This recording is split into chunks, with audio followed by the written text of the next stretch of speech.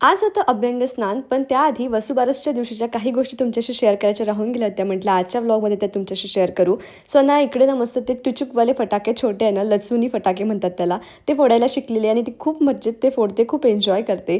संध्याकाळी मस्त अशी सुंदर रांगोळी दिवे लावले होते. दुसऱ्या दिवशी आम्ही घरी आलो होतो, म्हणजेच अमरावतीला, आणि ती अंगणात अशी छान आंघोळ एन्जॉय करते आहे. आणि आज होता अभ्यंग स्नानाचा दिवस, तर आम्ही पहाटे 5ला उठलो होतो. मी कंप्लीट ब्लॉग यूट्यूबवर शेअर केलेला आहे, पण सगळं आवरेपर्यंत रांगोळी, पूजा, डेकोरेशन, कधी दिवस उजाडला ना हे कळलंच नाही. असो उशिरा का होईना, पण आम्ही मस्त असं अभ्यंग स्नान सेलिब्रेट केलं. तर इकडे अनायाला छान असं रेडी करून बसवलं होतं. तयारी तर आम्ही खूप केली होती तिच्यासाठी, गजरे या गोष्टी सगळ्या आणल्या होत्या, पण तिला एकही गोष्ट लावून घ्यायची नव्हती. तिला उठणं लावलं त्याचीही चिडचिड होत होती, कारण तिला ते काहीतरी वेगळंच वाटत होतं की काय मला लावतायत हे. आता थोडी मोठी झाली आहे, सगळं समजायला लागलाय, तर खूप नखरे चालले आहे. मागच्या वर्षी ह्याच गोष्टी तिने खूप आरामात आणि मज्जेत करून घेतल्या होत्या.